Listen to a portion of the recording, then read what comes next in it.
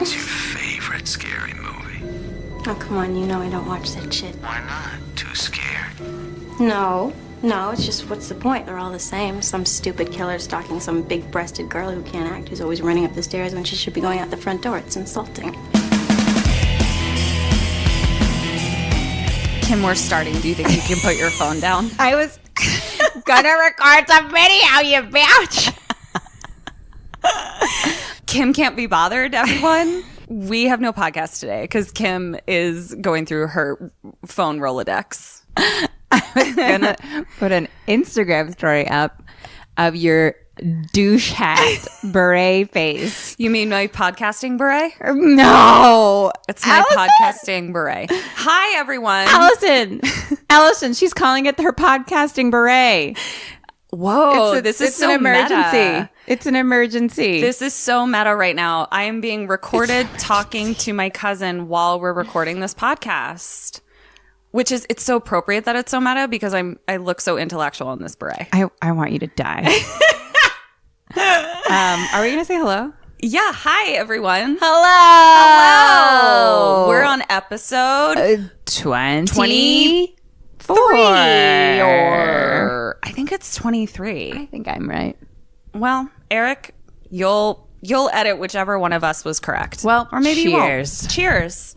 I got my crazy cat lady glass with no stem. She's wearing her beret, which I guess is now her podcasting beret. It I wanna is. Die. It's my podcasting beret. I don't like it. I love it. This beret happened totally organically, and it's as if I manifested it. I bought a purse from Target, and it has many pockets, and I unzipped one, and inside was this beret still with the tag on it. I had already purchased the purse. Does it match the purse? No. Do you think someone was thinking about stealing it? I think someone was thinking about stealing it and then thought better of it, but left the beret And in then the purse. you stole it. And then I stole it. Right. So you stole that beret. But you didn't even buy that beret. You No, stole it. I spent I'm zero- like, hello? 911? 911. No. Oh, it's busy. It's busy. Did I tell you that someone confirmed my story? That they were out of Baja One sauce of them at Taco Bell. That the line was busy? One of the Mott sisters, I saw her and she's like, oh yeah, I was with you. She was like, me and sister were in the car and we were schmammered and you were sober and driving and someone just fell asleep in front of us in like the drive-through line. And so we tried to call 911 and it was just busy and we never got through. Holy shit. But wait a minute. Okay. I have some follow-up questions about that Taco Bell run now. Ichilles. Okay. Here is my follow-up question. They fell asleep in the drive-thru. Right. Did they wake up or did you have to leave without your food? They eventually woke up, but I think it like took some efforting. Like From whom? maybe we were honking the horn or someone even like went to the door and was like, hello. Jeez. Now I'm adding more to the story of being like, wait, I need confirmation again. I know. We need to have a call-in line. Because, yeah, but they didn't ever end up like stopping the drive thru. They just kind of like woke up and then drove away. And we were like, we don't feel good about that. Oh, and that's why. Okay. Yeah. I understand. My sole concern was how and when you got your tacos. Yeah, I mean, we just, tried to help the world and then ate tacos. Awesome. That's the way Felt it should okay be. about This is our first recording session since New Year's. All right. Not the first episode you're hearing, but the first time that we've recorded. It's been a long day, guys. I fucked up and forgot the microphones. Yep. And for those of you that don't live in Los Angeles, Glendale to Santa Monica, what can I compare And back to? again. And back again. We that would drove be through like multiple states for it. Yeah, it would be like if you lived in Pennsylvania and your idiot podcast partner left her microphones in like Ohio. It was like that. No, It was like Pennsylvania's that. a big state. What was that? Pennsylvania's a big state. That's true. Maybe Pennsylvania to Maryland, though. For Yeah. sure. But we got them now and we're ready to go. And we have our cold Chardonnay. Thank God. Kim's such a stickler. Oh, I wanted to shout out our friend Nick Santacroce's podcast, which is called The New Way. The New Way? The New Way, I believe. Nick, we are so sorry. that we could not remember the name of your podcast. We are monsters. You should listen to it, everyone. I just didn't write it down before the last time I did a bunch of podcast shout outs. So Nick I Santacroce, apologize. you are one of the most charming gentlemen I have ever met. But also, you don't fucking post it anywhere. So maybe if you should promote it more. Get on the social meds, Nick. Until then, we'll do it for you. Nick Santacroce, wonderful dude, amazing podcast. The New Wave? Mm-hmm. Way. The New Way. It's about geek stuff. Yeah, which I love. Geek stuff. Because I'm a geek. I mean, not anymore with this beret. But I used to be a geek. I can't. I need help. I need help. There's nothing to be done. It's in your life now. There's nothing to be done. It's like I'm inside of a horror movie right now. How do I get out? How do I stay alive? How do you stay alive? You're just going to have to give in to the beret. Okay. Do we have any reviews? Yeah. You know what? We realized that we hadn't done some oldies but goodies. Because this wasn't a thing at some point in time. No, it was not. Nor was this podcast. Now we have all kinds of things in our lives. And now that I've convinced Ketrin to let me keep doing it, mostly due to listeners telling us to keep doing it. Yeah. I mean, if you guys... So if you want us to stop, you can tell us to stop. That's fine too. And yeah, believe me, that's fine. Fine. But since all we've gotten is positive reactions and some people even saying can't wait to get their song in their review, then here we go, guys. Gotta do what the people want to hear. Here we go. So who's the first one? Slat Balls. Slat Balls. Thank you. Your name is funny to me when I say it out loud. Slat Balls. Slat Balls. Slatty slat balls. Whoa, I took the lead on that one. This beret is really this beret is into the songs. I think that's what's happening. It's like I feel like I need to like snap instead of applaud, like we're at a coffee house. You do. I it's such a visual situation. I'm gonna tag the Instagram.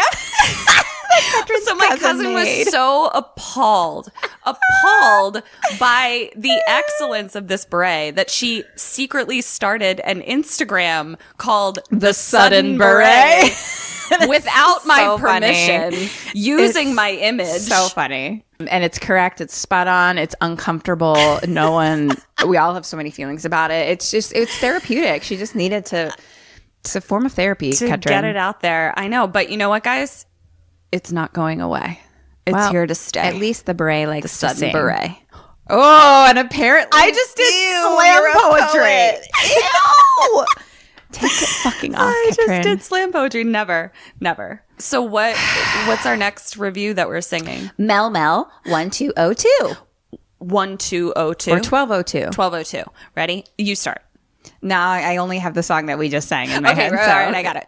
1202 is that what you said? 1202. Okay. Mel. 1 2. You got it, right? Yeah. 1202. 122. Okay. Mel. 122. Yes. That was a good one. Thank you for your review. You guys are the best. We so appreciate, because actually you two, I think, were some of our very, very, very first reviews. Yep, so you were so special to us, Slap Bowls and Mel. We super appreciate you. Yeah, you guys are the pioneers of the review frontier. I'll see myself out. Guys, can we get rid of it? I think there's gonna have to be a vote after this episode to be like, cool, take it off. You've changed everything. You've changed. I've changed. Oh well. All right. Nothing is permanent. Watch a movie? Do you have anything else to tell me? Oh shit. Yeah, I did watch a movie. I forgot that's what we do. Is that what we do? I was seriously ready to just do some more slam poetry. Did we do this already? Cheers. Did we? Yeah, we clinked. Let's clink again. Doesn't feel like we did. It's a double clink kind of day. Double clink. Double ding. A lot has happened since we last clinked. We talked about my beret. We did some reviews. A lot's happened. The beret got on your face, and I've blacked out. Yeah. We scolded Nick Santacroce. What can you do? So I watched. I'm so excited because, yeah, okay. So guys, I had a traumatic movie watching go. I watched 2.5 horror movies. And I don't know any of them. I don't know which yeah, ones and I'm not going to tell you the 2 that I didn't go with just because I'm probably going to use them at another time. But the first one I was watching, and I was about 30 minutes into it maybe, and I had to get up to pee. So I paused it on Amazon, and I saw that the fucking movie was 3 hours, and I just didn't have it in me. It was my first it was going to be my first recording session after the new year. I didn't have it in me. So I was like, all right, I'll find another one. So I found another one that was on my list, watched the entire thing, and realized that genre wise, it was too similar to ones that I had just done, and I didn't have it in me. So I then had to watch an entirely different movie and finally settled upon, drumroll please, Exorcist 3. Oh. Yep. Interesting. I had only ever seen the first Exorcist. I think because I might have seen the second one. Well, the second one is universally panned as one of the worst movies ever. So I was like, well, I'm not going to watch that. And then logically speaking, if 2 is bad, you wouldn't go watch 3 assuming it would be good. So I just never saw it. But apparently it's great. Oh, yeah, I disagree with that. That's actually what? Not true for a lot of movies. Like what? Name them. Die Hard. Oh, well, I've only seen the first one. And I think that's your one example. There's some other ones. People help me out here. Were you on the debate team? That obviously I was never on the fucking debate team, Catherine. If there's one thing that anyone listening that has ever listened to this podcast could figure out is that I was not on the debate team. But what was the question? Movies. Definitely Die Hard. And I know there's others. I feel like it's discussed about actually. You know how what sometimes the second movie sucks and then the third one brings it back around. Maybe. I bet there's some Marvel movies in there within the franchise that probably follow that rule. So I retract my statement. Regardless, Exorcist 3. Are you ready? I'm so ready. It was made in 1990, but if you had asked me while I was watching it when it was made, I would have been like 1962 for sure. I don't know why. It just it's crazy the amount of tech, I guess, that happened in a very, very short amount of time in the 90s because this movie looked old, really old, and it wasn't. Anyway, here we are. Exorcist 3. Yes. Dead or alive. We have GC, who is the detective. I called him GC. I didn't realize his name was Bill, but he's played by George C. Scott. GC detective, dead or alive. Do I know who George C. Scott is? He's a very famous old actor. He's a great actor. Having George C. Scott in your movie, you're like, oh, at least one performance will be watchable. That's great. Alive. Father Dyer. As in a priest? Yes. Dead. Damien Karras. Alive. Gemini Killer. Dead. Salty Nurse. Dead. Julie. Alive. Night Nurse. Alive. Psych Ward Doc.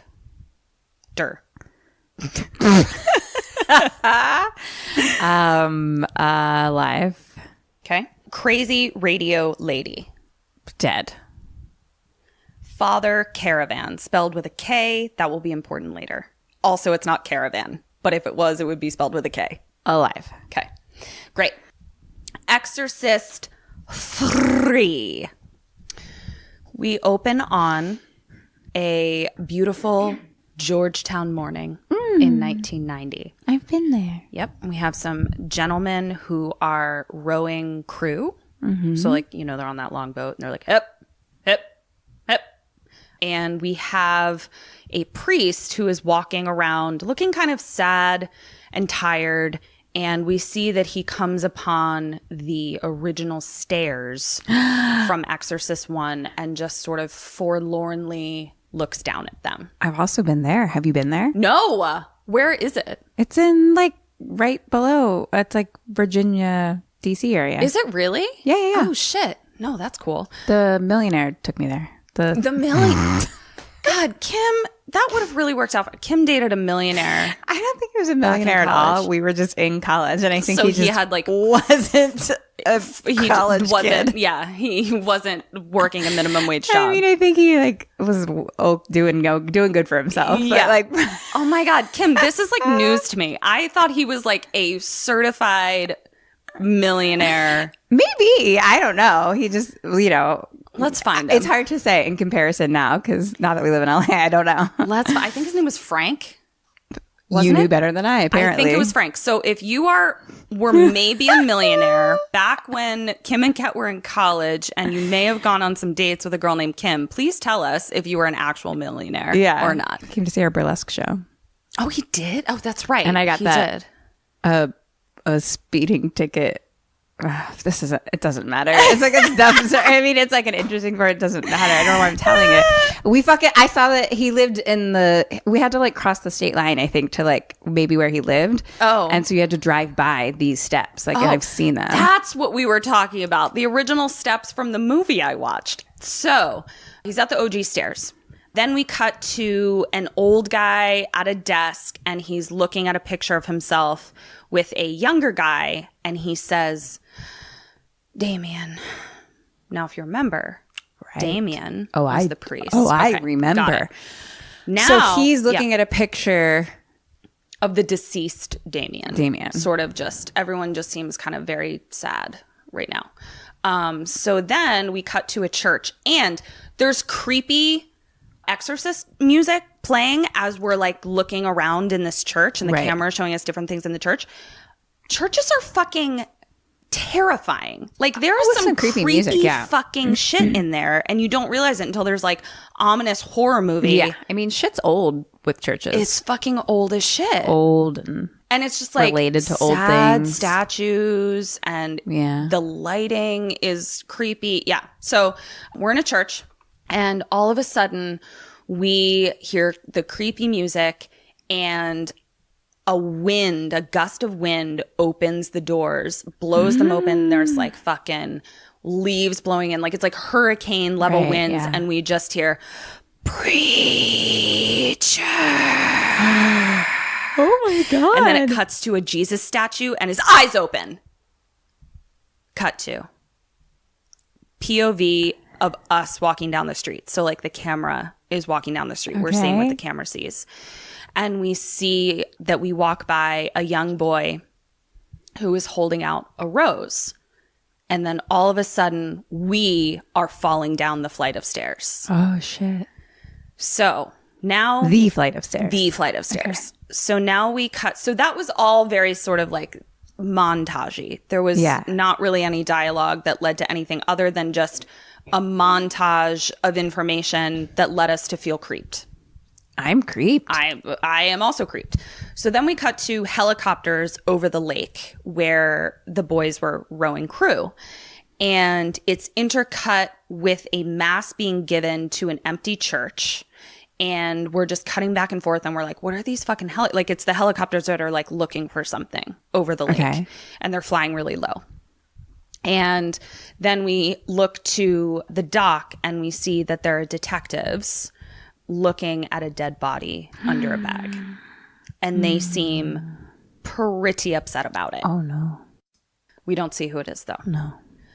Then we cut to... Did you ever watch the show Grounded for Life with Donald Logue? It was like a sitcom. I didn't, but I you know what I'm talking who about? That is because I worked with like his cousin or something. Okay, so he did a sitcom, and there was an uncle in that show named Uncle Eddie, and he used to make me and my brother laugh so fucking hard. I've never seen him in anything else ever. He's in this fucking movie as like a kid. No. He has like one line in it, and I was like, Uncle Eddie! And Eric was like, what the fuck are you talking about? Like, I guess just me and my brother watched that show. Like, nobody's ever heard of it. Grounded for Life.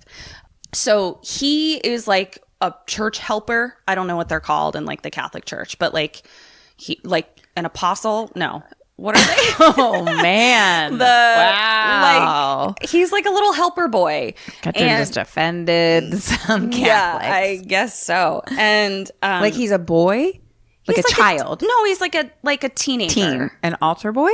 altar boy. Yeah, that's what he is. Altar Okay. boy. So he's taken off like his altar-y robes. His popely garb. And he's talking to the priest that was giving the mass. And he mentions Damien. And the priest says, yeah, he died 15 years ago today. And we're like, okay, so we know that it's the 15-year anniversary of the exorcism of Reagan McNeil. Ooh. Right. So then that same priest that was giving the mass and talking to Uncle Eddie, we now cut to him in like kind of a diner situation. And he's talking to a higher up priest, like his priest boss or whatever. And we're kind of... That's what they're called, right? And maybe like a cardinal or something. Yeah, something like that. Monsignor. But he's in like black and gold robes. Like he looked real important. And we kind of get a sense of our priest's personality, that he's kind of like a fun, cute, grumpy old man. Okay. Because the boss priest is like, what did you say to piss off our biggest benefactor? Like, you can't be doing this shit when we need money for the church. Got some sass. Yeah. And we love sass. And it's Father Dyer. And Father Dyer says, all I said was, Jesus loves you. Everyone else thinks you're an asshole. Father Dyer. I loved it. It was so great. Man. And so then boss priest is like, so what are you doing today? And he's like, oh, I'm going out to the movies with a cop friend of mine. He gets really sad on this day. So we're going to go see It's a Wonderful Life. Oh, I love It's a Wonderful Life. It's so sweet. Did you watch it over Christmas? I didn't watch that over Christmas, but we just had we have other movies in the... It's my number one. It's your number one? Ours is... No, that and Elf. Okay. My number one is the Alistair Sim A Christmas Carol. Right. And Dun, dun, dun, dun, dun, dun, dun, dun. yeah, just that Christmas over and over Carol. again. We just listened to that. And A Muppet Christmas Carol. Oh, cute. It's the same story. But we have a new favorite, and that is Oh, Christmas no. Chronicles Okay. with Kurt Russell. I actually watched most of it and then had to go do something and then didn't even finish So it. you missed the best fucking part. I mean, also, I'll go do back. you know It's who fine. the kid is? It's Cole. I know, it's cool. Isn't that It's so fucking great? Cole Yeah. from the babysitter. I loved it. Yeah. So it was great. I watched it twice. Anyway, It's a Wonderful so Life, though. So they say that they're going to see A Wonderful Life with a cop friend of his. Right. So we have Father Dyer and a cop friend going to see It's a Wonderful Life. Now we are with the cop that had been looking at the body on the dock. Oh, okay. And we're in his kitchen, and it's his wife, who just seems like very sweet, his mother-in-law, who seems like a typical annoying mother-in-law, his daughter, Julie, and he's just a real like family man. Significant, like he looks like his wife should be the mother-in-law, but instead... You said this last time. For what? What is your deal with age? It just like he's Married very people. old in this. You said it about the Black Christmas. Yes, But I never got to, I couldn't find any pictures of them.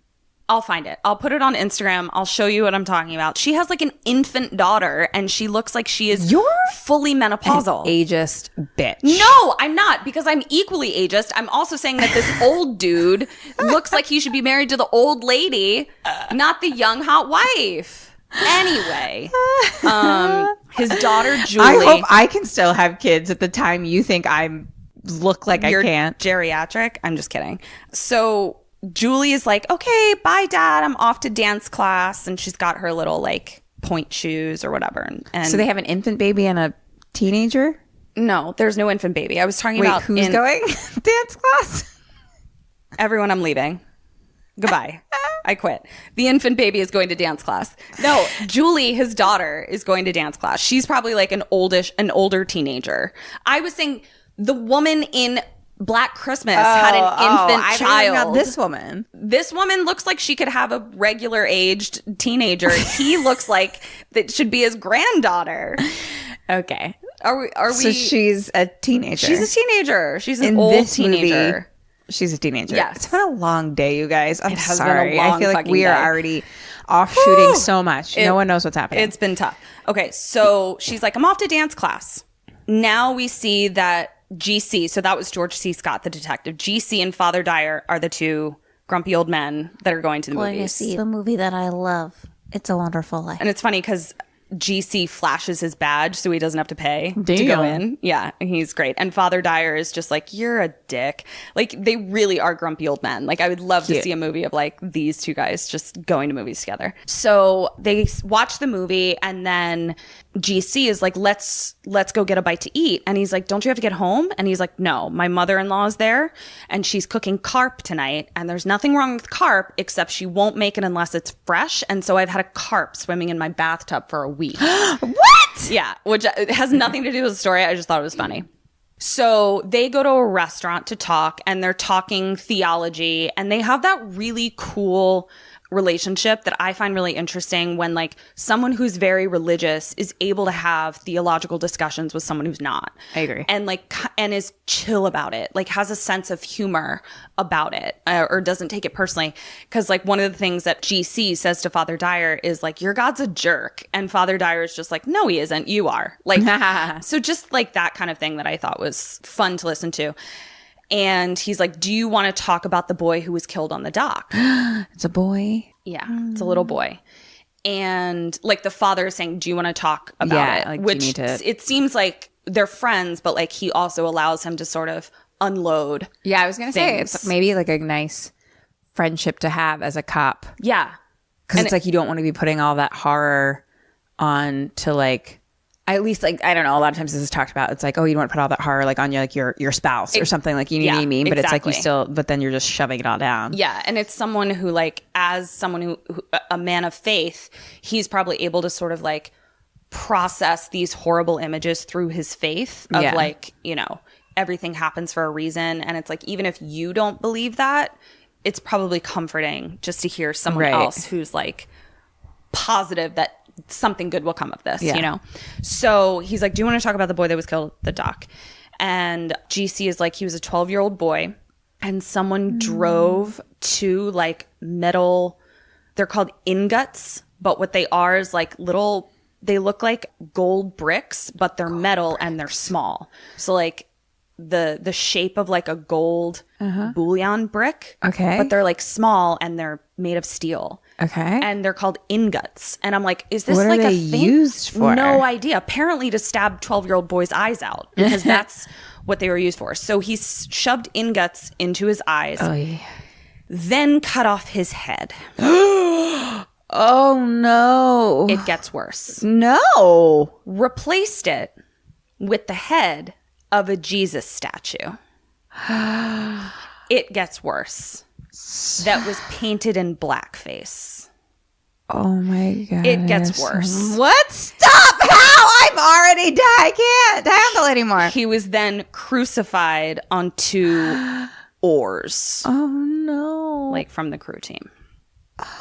It's not great. Do they show this or he talks about He it? just talks about it.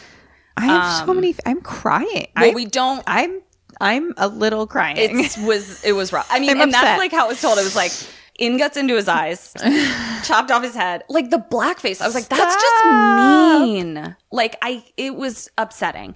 So we don't see it. I'll say this: we don't see it in reality. Right. That's all I'll say. It's worse in your brain though. Yeah. Sometimes. Now we cut to a different priest. It's not Father Dyer. It's a different priest in the same church. And he's in a confessional listening to someone's confession. And we hear the person on the other side confessing. And it's one of the creepiest voices I've ever heard because like I couldn't tell if it was a man or a woman.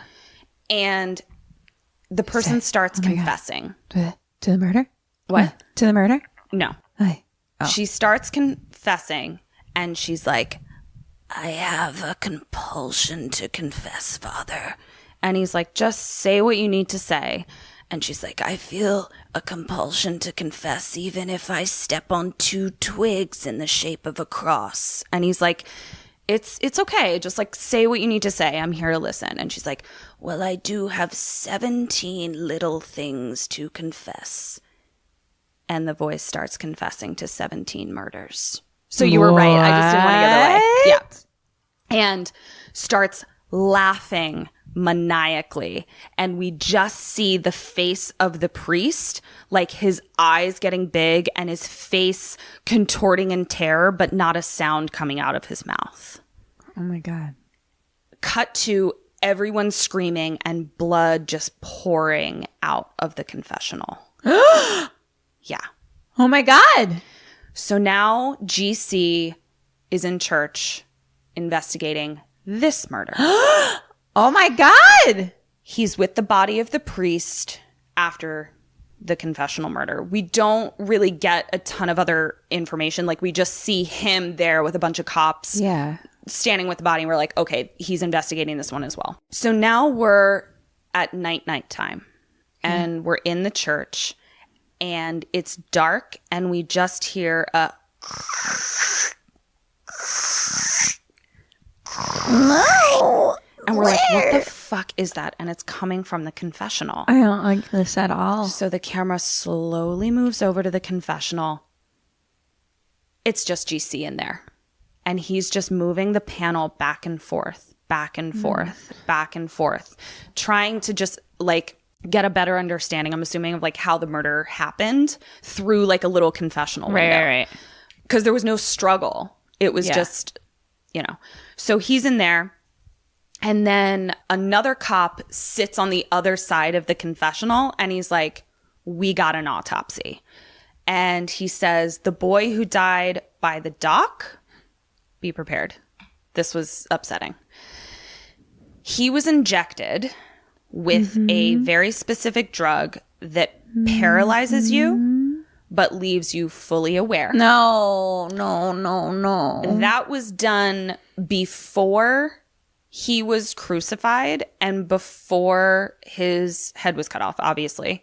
So he actually died of slow asphyxiation on a cross. Like, he died of crucifixion. Oh my God. Then his head was cut off. Wasn't great. I don't like this. Be with me. So now we have GC at the hospital. And we're like, why is he at the hospital? Turns out he's visiting Father Dyer. And we're like, why is Father Dyer in the hospital? And they're just being cute, salty, grumpy old men. It's adorable.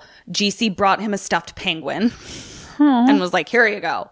It was really cute. And he's like, I'm fine. They're just running some tests. And GC seems super annoyed that he's sick. Also, they're smoking in the hospital. Father Dyer's hooked up to machines and he's currently smoking a cigarette. That is surprising for like 1990. I mean, I guess because 1990 is still technically like the 80s. But still, you would think like that was already out by then. Especially in a hospital. Seems not that long ago. Yeah, especially to it's one thing I feel to smoke in a bar, but to smoke in a hospital, like a sterile they knew what sterilization was in 1990, didn't they? You would think so, but sometimes it's shocking how much, because like airplanes like still have no smoking signs in them. Like that means within not that long ago you could smoke on them. Can you fucking imagine if you were on a plane with like a chain smoker? That would be, I can't believe that ever fucking happened. Though I can't believe we ever hung out in bars where you could smoke, because like now when I go into a room where even one person is smoking, I'm like overcome. And we would like be in bars with people smoking. Like that's crazy. I mean, like your hair smelled like smoke constantly. Everything like my pillow smelled Yeah. like smoke. Like all of it just smelled like smoke. So crazy. Okay. So he leaves Father Dyer's room and he gets in the elevator.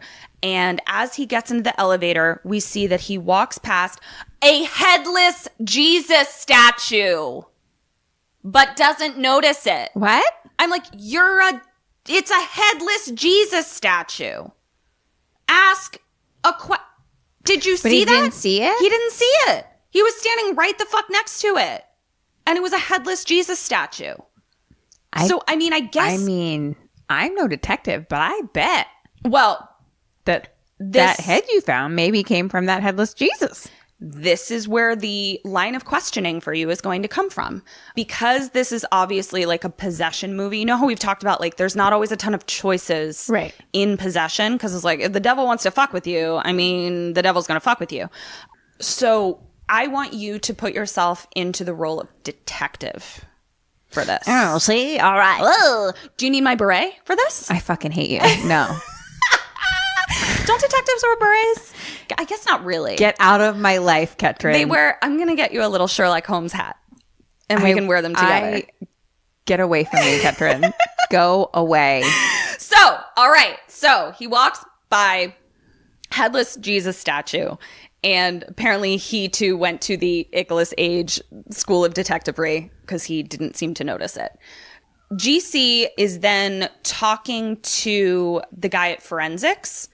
And the guy at forensics says, this priest was killed with the same drug as the boy down at the docks. But a small amount of the drug just paralyzes a portion of you. So he was only given enough that his vocal cords were paralyzed. So he couldn't scream while he was being murdered. What? Yeah. To the priest or to the kid? To the priest in the confessional, because there was people in the church. So like he had to make it so that he was silent. So he that wasn't him. What killed them. That was just the thing that was used. Yeah, okay. It was, I guess not. Yeah, correct. Okay. But they were both injected with the same thing. Yeah, the same thing. Okay. And so the forensics So guy, that's why he made the face of being like, yes, exactly. with no sound. Yeah. Oh God, I wish you guys could have seen that. It was really theatrical. You gotta and beautiful. find me a picture of it. The face. I want to see it. Yeah. So We'll Instagram it. the forensics guy says this killer clearly has medical expertise. Okay, Detective Burns. Based on what you have just heard me talk about. It's a doctor. Okay. Wait, is that your question? Yeah. Yeah, What do you conclude? Yeah. Thank you. So we have that he used, a sort of paralytic syringe, like chemical, that we can assume is obviously used in medicine. He knew like how much to give someone for what he needed to do. Like how to affect certain things. Exactly. And we also know that there's a headless Jesus in the freaking Jesus hospital. So you're already one step ahead of Detective I GC am. here.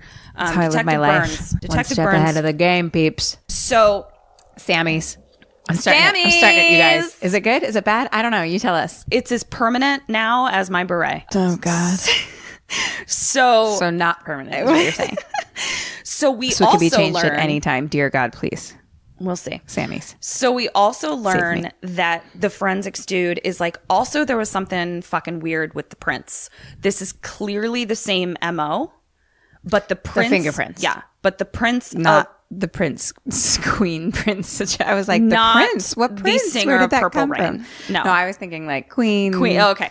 King with the Prince. fingerprints that were found with the boy by the docks. Right. And the fingerprints that were found in the confessional. Interesting. Different fingerprints. Totally different fingerprints. Wait. So like they found fingerprints on them, but they were different fingerprints. Yes. Oh. Yeah. Okay. I so see like where the this is MO going. is exact. The MO is like, right. Of course. So we're now I know. home with GC. Right. And he's asleep. And a creepy music box starts playing. I know. Why? Where? Which takes us into dream world. And we're just seeing flashes of rosaries. And we're in a church. No, the church is a train station.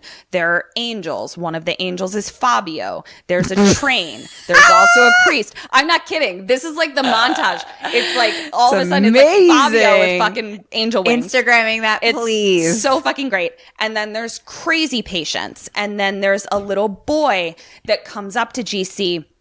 And GC says, I'm so sorry you were murdered, Thomas. And we see that it's the little boy by the dock and his head is sewn on, like with big giant stitches. And he's like, it's okay. And then it's a tarot card reading. And then it's Father Dyer with angel wings and his head sewn on. And GC says, I think we're both dreaming this. And Father Dyer says, I'm not dreaming. And then everything speeds up really fast and it's super fucking terrifying. And Father Dyer's lying on a bed and he's banging up and down and he wakes up. Father Dyer wakes up or GC wakes up? GC wakes up. Okay. It was all a dream. Okay. Now we cut to a phone call that GC takes.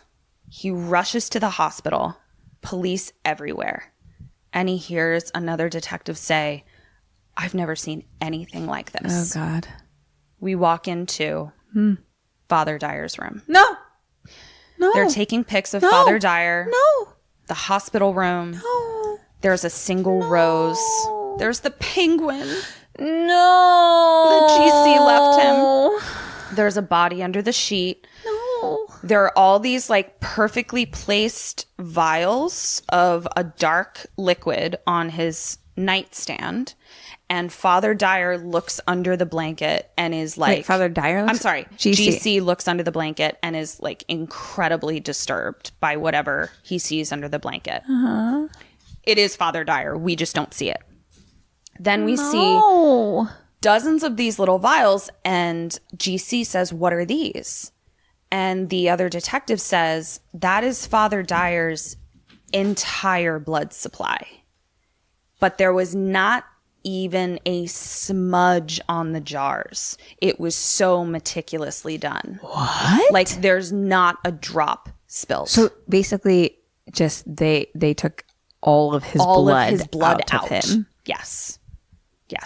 And put it perfectly into these little vials that are all filled up to the exact same level. How did I start caring about Father Dyer so quickly? Oh, because he's the best. He's so fucking cute. I immediately was in love with him, and now I'm the saddest. I mean, he's like, and he's an old man, which like tugs at my heartstrings. I can't fucking deal. Me too. You know, I love my old. You're oldie. You're lady navies. navies. I don't know what the fuck I called them. He says, but that's not the most disturbing thing. What?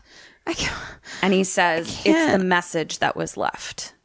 And so we see that above Father Dyer's bed, there's like a plastic wrap kind of thing over something. GC pulls it down and it says, a wonderful life. No! No! Oh my God! Oh my God! Oh Written no! in blood. Oh no! Oh my God! Wonderful is spelled wrong, though. Okay. It's spelled with like 2 L's at the end. But anyway. So. Because it's the devil. 2 L's mean the devil? No. Did you play Ouija board when you were a kid? Yeah. We were always told, we always grew up being like, oh, if it starts spelling words wrong, that means it's the devil. Stop. Yeah. Did you not ever hear that? No. Yeah. That's fucking so terrifying. We would play Ouija board, and if things started being spelled weird. Holy shit. You'd be like, oh, it's the devil. That is, I want to play with the Ouija board again. We were super into shit like that when I was a kid. I was too, but I was never allowed to own one because this is fucking weird. My dad, not raised particularly religious, or like, I think maybe they went to Episcopal church when they were growing up, but like my dad was like not into church. My mom was the one who was like, you have to go to Sunday school and blah, blah, blah, because she was raised Catholic. Yeah. But like, never talked to my dad about religion ever. Like, don't remember him ever even like mentioning God, really. But when I said I wanted a Ouija board, he was like, absolutely not. Ooh, and I was like, interesting. What? Why? Yeah. And he just was like, it was like a non-starter. Like he was like, no, there will never be a Ouija board in my house. Ooh. And I was like, what? Is there a story that we don't know about, Skia? I know. I have to hear it. But my mom was just kind of like, what the fuck is his problem? Like she was like, had no problem with it, even though she was raised Catholic. And he just like has a mystery aversion to Ouija boards. I don't think I actually had one. It was like, I mean, and it was like, I always went to my neighbor's house, but we went to Catholic school. So it's like, we did all things, the Candyman, Bloody Mary, like that. She also like, her house was definitely haunted. Like there was like shit that happened in there. And like, we'd always have seances. That is, we need to, let's like get more into that. Let's fucking do it. We're grown ass women now. We can take on any ghosts that are going to come at us. I'm too scared. I can't even watch possession movies. Oh my God. Well, buckle up. Well, that's okay. Anyway, if it starts getting spelled weird, it's the devil. Okay. So A Wonderful Life was spelled weird, which we now know. Okay. So GC is pretty upset, but I'm also getting the sense, psychological sidebar, that he doesn't process emotions like super well. Like this was one of his best friends, and he's just like, lock down the doors, do a pattern search. No one comes in or out of this hospital unless it's an emergency. Like, but basically no one comes in or out. And he starts questioning a nurse. And I did not know what was up with this nurse because she was just immediately salty, like so salty that I was like, is this a plot point that I'm missing? Like, why is she so mad at him? I think it was just a character choice. But he's questioning salty nurse, and she says, I discovered the body of Father Dyer at 6 a.m. And he's like, okay, and when had you given him his last bit of medication? Yeah. And she says, an hour before that, when I'm supposed to, at 5 a.m. And he's like, and you didn't see anyone come in or out in that hour between giving him his meds? And she was like, nope. And she was like, was Father Dyer awake when you gave it to him at 5? She was like, yep. His normal, like, whatever self. Father Dyer. I'm so sad. He asked her again, like, you didn't see anyone in that hour? And she's like, I only saw Mrs. Clelia. That's it. And he's like, what do you mean you saw Miss Clelia? And he's like, she was lying unconscious on the floor before I went in to give him his meds at 6 a.m. But she was like, but she's a mental patient. Right. So like she does Not that sometimes. necessarily out of the ordinary. But she was like, that's the only person I saw is old lady Miss Clelia. The devil. Who is later referred to as Crazy Radio Lady. I didn't realize they were the same person until later. Okay. You'll find out why she's Crazy Radio Lady. But Crazy Radio Lady is also Miss Clelia, just so we're clear. We now cut to the mental ward where presumably Miss Clelia is from, in the same hospital. And GC is walking around with a psych ward doctor. And he's like, these are the harmless ones. These people are just, catatonics or dementia, like just, the harmless Looney Tunes, basically. And a old woman comes up to GC and she says, are you my son? And he just turns to her, and it was really sweet because he just goes, I would be proud if I was. Oh. And I was like, what a nice response to this crazy old lady. Love. But then she looks up at him and she says, you're not my son. And creepy music plays her out. And I was like, what am I supposed to get from this Ouija board? Tell me, what is happening? So then GC questions Mrs. Clelia. And he's like, do you remember getting out of your bed? And she's just like, are you the radio repairman? And he's like, yes, I am the radio repairman. Before I fix your radio, what can you tell me about the other night? And she's like, here it is. And hands him like air, like nothing. Right. And is like, here's my radio, fix it. Sweet baby. And he like takes it, like pretends to take it. And she's like, you're not the radio repairman. That was a telephone I was holding. And then she kind of like, bitch. and then she like, and then she kind of just like goes back into like crazy land. Like basically like powers down, turns off. Tricky. I just start telling people that. What am I holding in my hands? That wasn't a radio. That was a telephone. Couldn't you tell? It's gonna be me. She kind of just Can't starts wait. humming and mentally leaves. She's gone. So GC is like, I'm not going to get anything out of this. Right. Psych ward doctor then takes GC to the not harmless side of the mental ward. Okay. These are people that have exhibited like any type of violence towards others or themselves or require straitjackets or things like that. And so they're all in like solitary cells. And he's telling him about who they are and what type of people are in there. And all of a sudden, GC hears someone say, GC. And he turns around. The doc doesn't hear it. Just then, another cop comes in and says, Detective, you're wanted upstairs. No. Based on just having heard a voice, what do you do and what does GC do? I mean, And it's not a trick question. You hear someone say, Kim, and it's not the person you're standing with. yeah. I mean, I would have to go with the cop who just came in and was like, "You're needed upstairs." Like, Okay. I'd be like, "Oh yeah." Like, I mean, And what does whatever. Like, sometimes you hear. I don't know. And what I does- wouldn't. what does GC do? I want to say the same, but I mean, now that you're asking me, it sounds maybe not. Okay. You got 1 point because he just goes with the other cop. Oh, okay. You got 0 points because if you hear someone say, Kim, you say, did you hear that? Where did that voice come from?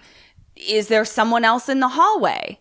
Because you need to if someone says your name, either there's a ghost, a demon, or you're schizophrenic, all of which require your attention. You know, it sounds like I hear my name a lot at work. And in your head? No. Do you hear people calling your name a lot in your head? I mean, Kim? I think it's because people speak multiple languages there all of the time. All the languages I'm just in your used to head. like talking go around me. Sometimes it sounds like I'm hearing Kim a lot, and then I looked over, and they're never looking at me or talking about me. So I think that Guys, I think that it was them saying a different word in a different language, but now I'm not sure that there's a possession devil situation going on. Guys, I'm sorry you had to hear that. This is an awkward realization that you're witnessing in real time. That Kim is realizing she's either being followed by demons or is schizophrenic. I'm not. No. Okay. Tell us what you think on social media. Is Kim being followed by demons or schizophrenic? I'm definitely not being followed by demons. Well, who knows? Is it bad that to me that's worse? I mean, I don't want to be schizophrenic. No, I don't think it's bad that that's worse. I think it's way worse to be followed by demons. Demons is scarier. Of course it is, because demons are unpredictable. At the very least, you're schizophrenic. Is you unpredictable, but right, but you can also get mental help. You can get help. You have a course of action that you can begin the journey down. Yeah, demons are who the terrifying. fuck knows with those assholes? I don't know. You don't know. All I know is they spell shit wrong. That's all I know. Right. It's all we know. And it's all they want us to know. Yeah. So you get 1 point for you and GC being unquestioning schizophrenics. So you're a bit. So he's like, you're needed upstairs. And then as the door shuts, the camera looks in one of the rooms, and there's a straitjacketed figure in the room, head down. We can't see who it is. And we just hear a voice say, I was only 21 when I died. Cut back upstairs to the hospital wing. Interesting. That's all we have no other information than that. So we head back up to the hospital wing, and GC is being yelled at by the head of the hospital. He's like super pissed that he's shutting down the hospital because he's like, we have paid, like, we need to be able to move in our own hospital. And GC's like, I don't know what to tell you. Like, you had a murder in here. Sorry. And wait, so who's saying this? The head of the hospital, who's you're preventing my hospital from functioning. Working. Right. GC starts saying, do you know who I think this is? And the guy at the hospital's like, no, who is it? And he was like, it's the Gemini killer. And the head of the hospital is like, he died 15 years ago. And GC starts going into this really interesting thing that I think we need to remember, like, as detectives and as Sammys who want to stay alive. Right. He says, the MO that we know of the Gemini killer is that he would chop off the middle finger of the right hand, and he carved the Gemini zodiac symbol into his victims' backs. Ooh. And the head of the hospital is like, yeah, so what? What? Like, why are you telling me this? Right. He died 15 years ago. And GC says, that's actually not true. That's something that we told to weed out crazy people who wanted to confess to things that they didn't actually do, which I've never why would you want to confess to? Anyway, that's a whole other podcast. Yeah. He's like, but an interesting podcast.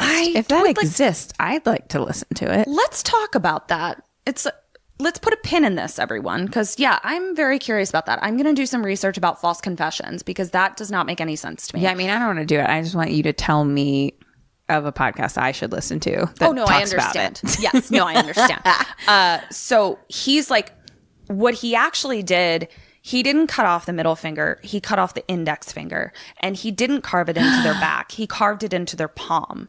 But the only people who would know that are the police officers and the killer. Yeah. And he's like, these victims have the correct MO of the Gemini killer. So wait, they had shit carved into their palms? Yeah, but we didn't. We've never seen it. We've never seen it. So yes, I agree. I would have preferred to Even if we didn't see it, did they look at the hands? It would have been better for them to like mention that when we're at the bodies for sure. I didn't need them to mention it before. It's just like, did they do a specific like look at the hand? That to me would be but they didn't. We're learning this in real time. Interesting. Yeah. So, but he says they have the correct MO of the Gemini killer. The killer would also write letters into the paper, like anonymously saying he's the Gemini killer. And any word that ended in an L, he ended it with 2 L's. Oh. And so he also would kill victims whose names began with K. No! That's so bad for us. Oh, shit! It didn't even occur to me! What the fuck are you talking about? God, it didn't even occur to me! Oh my God, we're gonna die tonight, you guys. No, we're not. So sorry. We're figuring out how to stay alive. It's fine. Okay. You're the detective. Okay. I know what's going on. We're I'm fine. good. I've got this. So the little boy's name was Kevin, I think.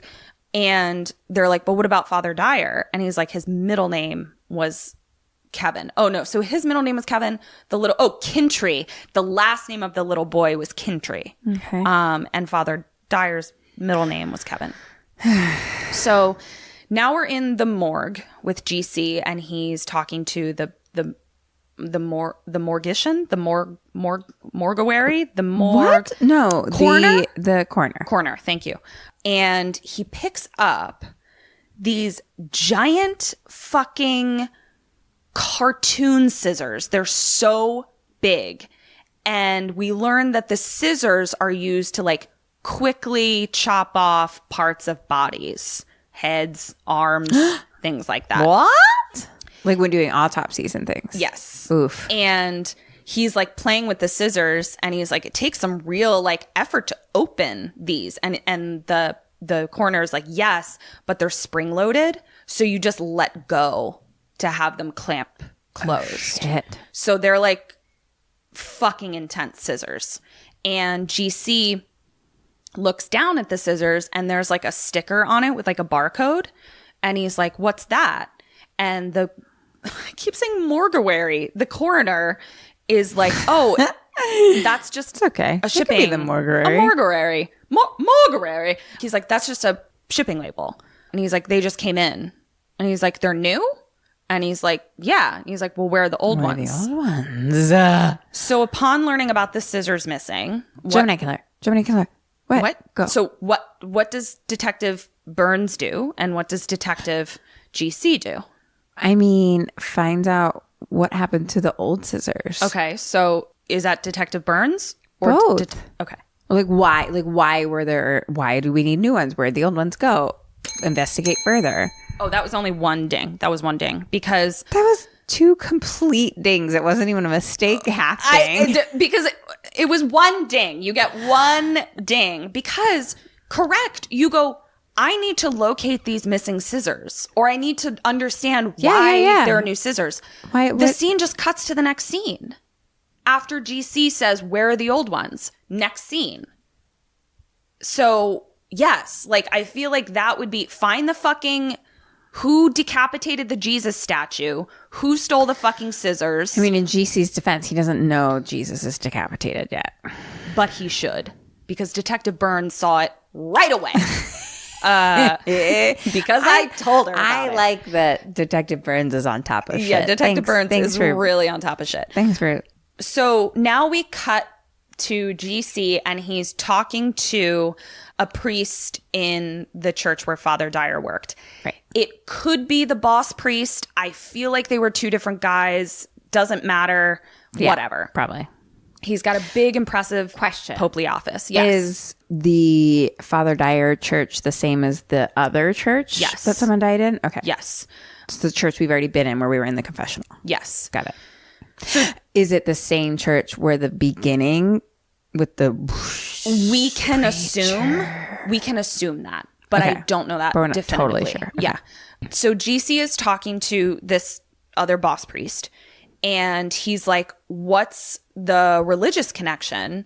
Other than religion, what's the link? All of a sudden, the grandfather clock stops.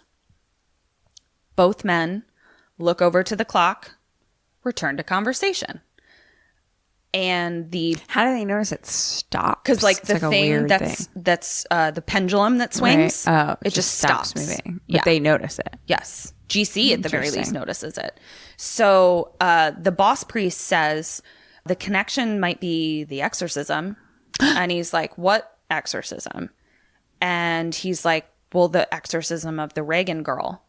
And he's like, Father Caravan, who is the guy that died in the confessional, Right. I think had some connection with it. Like he was friends with Father Morning, who was actually in Exorcist 2, who like had to perform an exorcism in Nicaragua, something like that.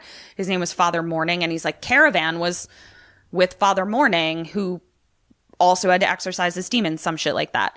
And then obviously Father Dyer was best friends with Damien, as were you. Like that's how they all knew each other. Oh. And- so the cop Yes. was best friends with Damien. With Damien and Father Dyer. And Father Dyer. Yeah. Okay. And so then he says, but that doesn't make any sense because what could the little Kintry boy possibly have anything to do with it? Right.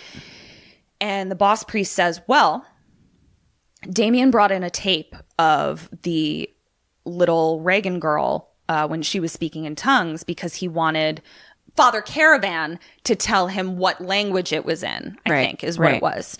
And it turns out it wasn't in a different language. It was just in English reverse. Right. And the person who figured that out was none other than the mother of the little Kintry boy that was murdered. Oh. All right, Detective Kim. Upon hearing this about Father Morning, about Father Caravan, about the mother of the Kintry boy, what does Detective Burns do and what does Detective GC do? I think I want to talk to the mother. And Detective Burns does? Yeah. Okay. And so is Father Morning still alive? Yes. Him. Okay. I want to talk to those people. Okay. more. And what does Detective GC do? He moves on. Woo! Yes. So we do not see him talk to Father Morning or the mother of the boy. That would be the very first fucking thing I would do.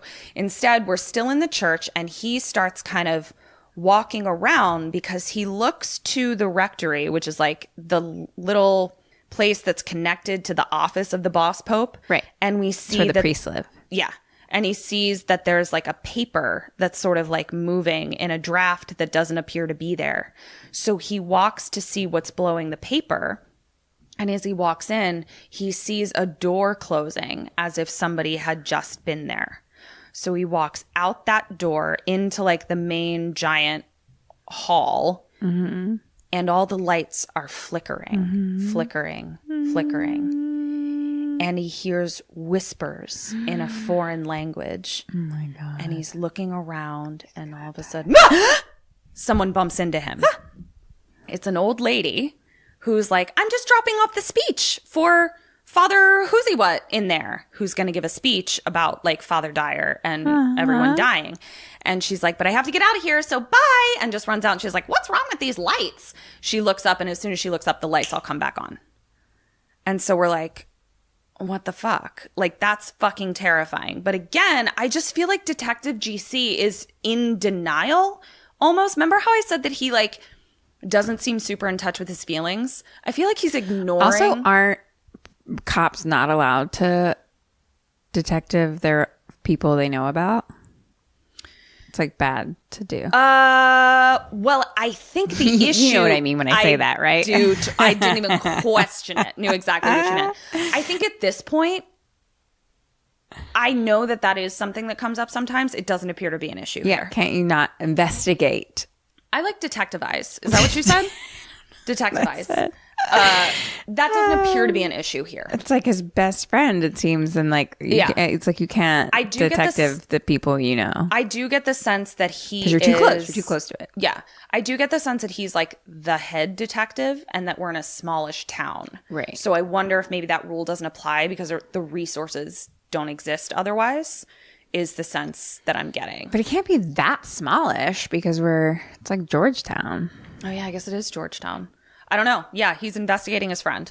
So but what he seems to be ignoring is like the very least, go see a doctor to make sure you're not fucking schizophrenic. Like, you're fucking seeing shit that other people don't appear to be seeing. I don't even need you to, like, immediately jump to the conclusion that it's a demon possessing you or hanging out with you, but at least just be like, other people aren't reacting to these things. Why is that? So, But the lady did be like, what's up with these lights? she did say something about the lights, but she didn't. I mean, he was fucking hearing whispers, foreign whisper voices. So that's the second time that he's heard somebody say something and no one was there. Talk to your doctor. So he goes back in to talk to the priest, and we get a little bit more information about Father Morning, that he is the chaplain at a hospital and that his hair turned white after a Nicaraguan exorcism. So I vaguely remember that. I think that is what happens in Exorcist too, but I don't know for sure. So now we cut to Father Morning. Where is he again? Who? Currently? Father Morning? Father Morning is a chaplain at a hospital. At a hospital. Yeah. Okay. So now we cut to Father Morning's bedroom, in his little like priestly bedroom. And there he has a little pet bird that like comes and flies in his window and like lands in a little box that he's filled with like newspaper clippings and stuff. Like he's made like a little nest for the bird. Cute. But the bird flies in and then he hears it stop chirping and he walks over and the bird is stone cold dead. Right at that moment, a crucifix falls off the wall. Oh, no. Now we pan down and the camera is looking at the crucifix and like up at Father Morning in the background and the cross is in the foreground in the shot. And Jesus's face on the crucifix is facing the camera and we just see A single blood tears. blood tear. Blood tears falling down his cheek. Oh, no. It's not great. Oh, no. It's not. We didn't learn great. about, we learned about words being spelled wrong on Ouija boards, but I'm going to say in Catholic school, if blood's pouring Coming down from your Jesus' eyes, face, it's not not a good thing. Like, it means like he's mad at something for sure. Like, you're grounded Catholically. That's what I heard. Isn't that what blood coming from the eyes? That's what it means. It means you're Catholically grounded. Catherine knows all about Catholicism. I do. I'm about to be beatified. That's what you do when. Isn't What that a does word? that mean? Beatified? Beatified? Yeah, it's like what you do when like you make someone like when you make like a priest like more priestly or something, or maybe you make them a saint. No, that's canonized. Beatification is a real thing. I'll Google Did it. and Beyonce make it up? No, You just get beatified. you get beatified. No, it's beatified. I have no idea what it means, but it is a word. Is it a religion thing or It's a religion Catholic thing. Oh, that I Specifically. don't know. Because I'm like, it must be Catholic. I've never heard of it. Not that I should explain to everyone. I was like, I'm not very Catholic. I just went to Catholic school. Which is, I mean, So I grew up being Catholic, but I am not practicing or anything anymore. I haven't been in a Right. long time. But but they also I know a lot of things. and they because of make it. sure that even if you're not practicing when you're older, you have some residual Catholic knowledge and some residual thoughts and Catholic feelings. guilt. Yeah. You got some thoughts and feelings. They're like, you could leave the church, but the church will not leave you. I mean, especially when you go to school, it's yeah. it's ingrained. My mom still pretty fucking hard. has it. Yeah. Like, I'm like, bitch, you know you haven't been Catholic for like I know. I'm like, 40 I wouldn't consider years. myself Catholic, but I know a lot about it. But she still is like, I know, but what if? But also, yeah, it's like the things you learn when you're like very young, you just stick with you. Yeah. My Catholic school, I think, was good though. We were a little Slightly progressive. progressive. We had Yeah. altar boys and girls. Whoa. We had altar girls. Wow, that is big deal. very progressive. We now cut to, so we just were in with Father Morning. Right. Jesus is crying because we were bad. And now we cut to one of the, a computer that's like quickly matching fingerprints, like real fast. And we hear like someone who's watching the computer look for fingerprints go, this is impossible. We now cut to GC questioning Mrs. Clelia, crazy radio lady. Right. And he's like, how did your fingerprints get on the jars, Mrs. Clelia? Mrs. Clelia is out to lunch and never coming back. Like, she's not with us. He's not going to get an answer out of her. But we now know that fingerprints on the jars that had all of Father Dyer's blood in it were Mrs. Clelia's fingerprints. So. Because it's the devil. Now we cut to the psych ward doctor's office. And he's alone in the office, but he is practicing something, a speech, an answer of some kind. And he's saying it over and over again, and he has it written on a piece of paper, and he is chain smoking. And I'm talking chain smoking where you light your second cigarette on the cigarette of the one that's not quite out yet. So he's like distressed about something. Like he's real freaking out. We don't know what he's reading. No, he's just saying over and over again, the man in the isolation tank that you saw, we picked him up 15 years ago. Like he's just kind of like repeating that over again. And then he gets a knock on the door. What? The man in the isolation tank that we saw 15 years ago? What? Did you all hear that? Kim was speaking Kim just then. I don't know if you guys are fluent yet. She's very excited about what's to come. So we get a knock on the door. GC comes in. And we see Psych Ward Doc quickly put the notes that he was reading off of into his drawer in his desk so GC can't read them. And he is talking and he says, the man in the isolation tank that I walked you past, we picked him up 15 years ago. He had total amnesia, no ID. We brought him here. He got worse, catatonic. But recently, about 6 weeks ago, he started to come out of his catatonic state. Then all of a sudden, he got real violent. So we used electroshock therapy on him, put him in a straitjacket, and put him in isolation. So the psych ward doc seems like he's saying it calmly, but we also know that he's been practicing it and chain smoking, and he looks a little clammy. So we are concerned about his decision-making skills, for sure. But he then says to GC, he says, the man in the isolation cell, he says that he's the Gemini killer. So GC says, I want the file on that motherfucker. He then goes to question the salty nurse again. And he's like, I want to know, you know, when you picked this dude up, this guy in the isolation tank, was he dressed like a priest? Right. And he's like getting pissed because she's like, I don't fucking remember. And he's like, you have to remember.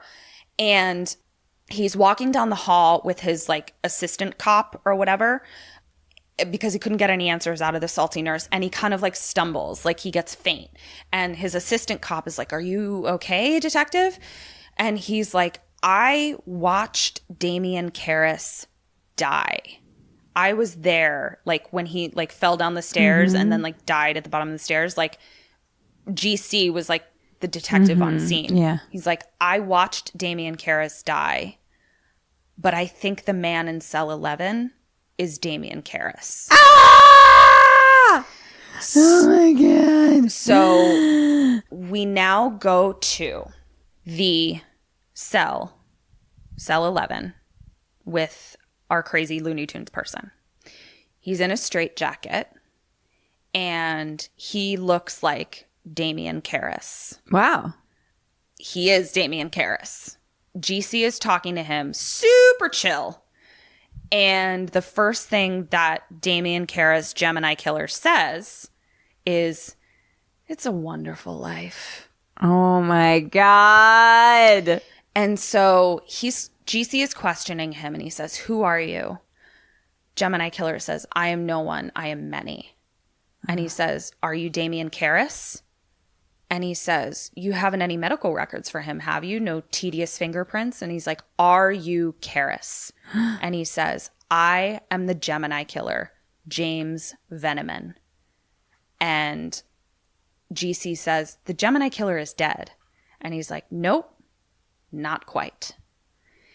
He then starts going into this harrowing recount of a murder that he committed of a little girl where he picked her up, you know, in a city, dropped her in a dump. He knows exactly what she was wearing. He knows exactly how she was murdered, recounting all of this to GC. And then he says, I also killed the little black boy by the river and the priests oh, yes. And all their names began with K. And he says, they were off my beaten track. I prefer to kill at random. But if not, I insisted upon that all of the victims at least be tied together by the letter K. No. And he says, but the thrill of it is that it's random and there's no motive. And he said, but I was obliged to settle a score on behalf of, well, a friend. Oh my gosh. So he's talking to him, and all of a sudden, Gemini Killer lets out this otherworldly growl that just seems to emanate from his body. And GC is just looking at him, and he says, I do that rather well, don't you think? So he's just being a fucking creep, talking about how he's been taught by the master, and just being a general creeper. And he asked GC, are they calling these Gemini killings in the papers? If not, you must get them to. And GC says, the Gemini killer is dead. And he's like, no, I'm not! I'm alive! Oh my God. Like, loses his mind. And he's like, look at me and tell me what you see. And he's like, I see a man who looks like Damien Karras. Now, what the audience is seeing, this was interesting how they do this. In the very beginning, we see that it's the actor who played Damien Karras. That's what I was going to ask. But as he's talking, because I literally found a transcript of it because I was like, he says so many words that I need to be able to read what he says and highlight the important parts. The person who's doing this monologue has the face of the Gemini killer. So it's two actors playing this, and they kind of switch back and forth just so that we're clear that the face that GC is seeing is Damien Karras' face. Right. Okay. So it's kind of like we know something that the detective doesn't, if that makes sense. So he's like, you need to make sure that the press is calling this the Gemini killings or I'll punish you. No. And he says, what do you mean you'll punish me? What are you talking about? And he just changes the subject and says, do you dance? And he's like, what do you mean? And then he goes into how his favorite Shakespearean play is Titus Andronicus. So he's annoying because he talks forever and you don't know what's going to be important and what he's just fucking raving and rambling about. So he's talking about how Titus Andronicus is his favorite play. And then he says, one of the things I love to do was decapitate a head. Did you know that for approximately 20 seconds after the head is decapitated, it can still see? No. So he starts talking about the artistry of letting a decapitated head turn around and look at its own body. No. Then he starts talking about, yes. Then he starts talking about Father Dyer. And he's like, this was particularly artistic, I think. And he starts describing how he used succinylcholine, which is the paralyzing drug that we know about, and a 3-foot catheter. So he paralyzes him, sticks a 3-foot catheter into the vena cava of the arm. You send the catheter up to the heart. And you can then just manually squeeze the blood out of someone's body into these little jars. So that's how he did it with not spilling a drop. I mean, it is creative. Yeah, it's incredibly creative. We have to give him snaps for that. Good idea. Snaps for that. But fuck. So he's describing things that, one, hasn't been released to the public. 2, he's in isolation. So even if it had been released to the public, they're not bringing him the morning paper. So he then says, this stuck out to me. He says, once the blood is almost gone, there's a bit of shaking and pounding, but then it's quiet. And if you remember the image at the very end of Father Dyer's dream is... at the end of GC's dream is Father Dyer thrashing up and down on the bed. So upon hearing this gruesome description of the murder of your friend and the murder of other people, what does Detective Burns do and what does GC do? I don't know. Okay. There's no reason for this person in isolation to know this much detail. Yes. So like something needs to About be your investigated further. Uh-huh. Does GC punch him in the face? And what do you do? I need to like bring some more people on and be like, there's something going on here because he knows too much. Yes. Yes. He does fucking punch him in the face. I'm very impressed that you got that because up to this point, he's been so non-reactive that it came a little bit out of nowhere for me. But at the same time, I was like, I'd be pretty pissed at that too. Well, I think when you're not dealing with any of your feelings and then someone comes out like to your face like a punch in the face. A lot of things, that's how those things happen. Yeah. And I gave you a point because obviously like something's going on. You are a detective. Yeah, there's something going on. So we see that he's starting to tap out mentally, kind of going catatonic again. And as he's going to sleep, he's saying, "Good night, Moon. Good night, Air. Good night, Amy," talking to her beads. And he's out. Mm-hmm. That's it. So now we're up with Salty Nurse, who is bandaging GC's hand from having punched him in the face. Mm-hmm. And he's like, "Do you know that man? Like, how much do you know about him?" And she's like, "He's very interesting. He's very unusual." Like, she's interested from a medical perspective because she's like, he was catatonic for 15 fucking years and he still will go into these catatonic states. But while his system slows to a crawl, his heartbeat, his temperature, his breathing, everything goes into a catatonic state, his brainwave activity accelerates. So his body has gone dormant, but if you hook his brain up to that shit, it's off the fucking charts. Whoa, yeah. So she's just like this. He's a weird guy. It's interesting. And so we learn that about him. She's like, he also said something else. He said, "Save your servant," one time. And he's like, "What does that mean?" And she's like, "I don't know, but it wasn't so weird what he said, but how he said it." And he's like, "How did he say it?" And he was like, "Well, he sounded decent. He sounded nice, like completely different. And there was all this emotion in his voice and he sounded desperate." Interesting. And GC says, "Did he say anything else?" And she says, "Only one other thing. In this same voice, he said, 'Kill it.'" So GC is looking through the Bible, I'm assuming, and he finds the phrase, "save your servant." And so he's reading through sort of the passage. And this passage is where it talks about legion, for we are many. It's the demon that possessed that guy in the Bible. And it wasn't one demon, it was many. So his name was Legion, which is so fucking scary to me. Like, for some reason, that one really terrifies me, that story in the Bible. And we see that he's also looking at the file on the Gemini killer.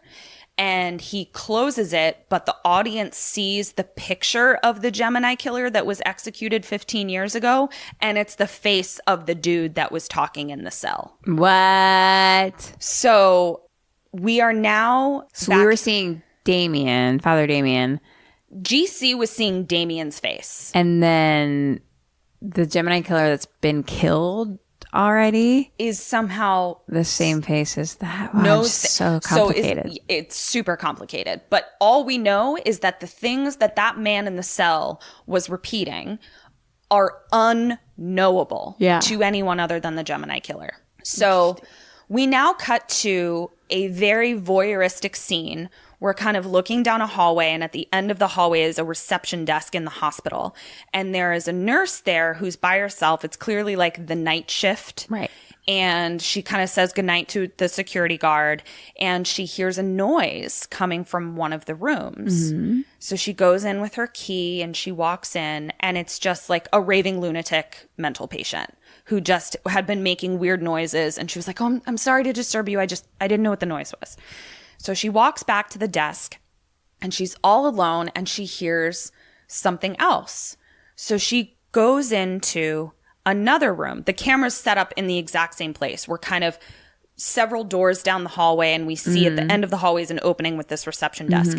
She walks a little bit closer to us, towards the camera, goes into another room that's about halfway between the reception desk and the camera, walks in, checks on it, doesn't know what the sound is, walks back out, starts walking back towards the reception desk, and is chased by someone. And it's a white hooded figure who's like in hospital patient garb, but with like a blanket over their head and chasing her with a giant syringe. And that's all we see. Oh my God. Is we know that like this bitch is toast, but we don't see anything. Detective Kim. Yeah. What do you think that nurse's name was? It began with a K. I bet. Was it Kim? It was. Is it something we've talked about? I'm confused about. Okay. It's a name I've said. It was Caravan. Okay. Or Tinsley. Next question.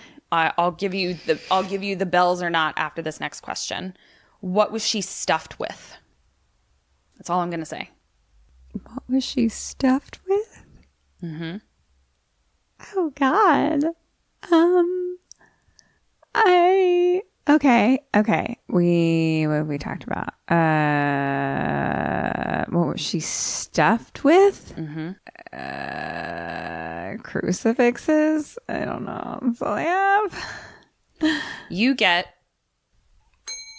That's a half a ding. Okay. And I will repeat to you what the Gemini killer said as he went back into his catatonic state. Amy. Fuck. As you said it, I was like, remember those words. But And then what I forgot do you think already. she was stuffed with? I'll ask again. I don't remember what else he said. Rosary beads. Rosary beads. Telling it to her beads.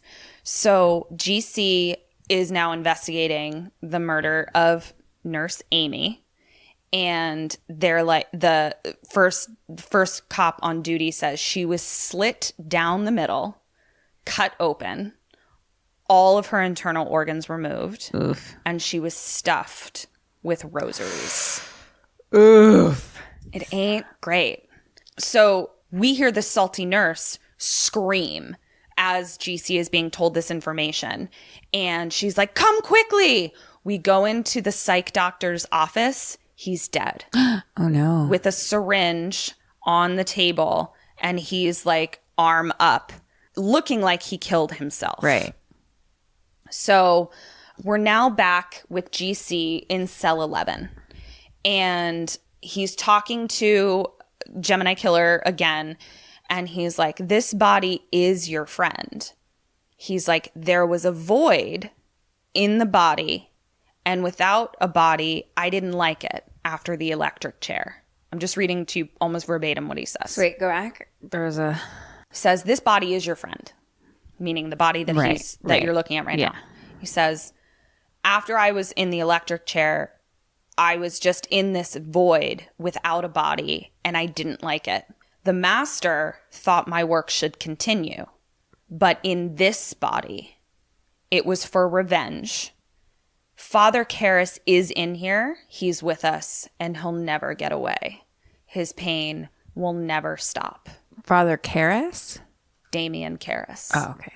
And GC is like super chill during this rave. I am feeling not chill. I am feeling very upset about how demons work, because we're also getting a science lesson on how demons work, that they require neurological systems. Like, the reason they possess people is because like they can't touch each other or us. They require like a body to possess, and they require the body to have neurological systems functioning.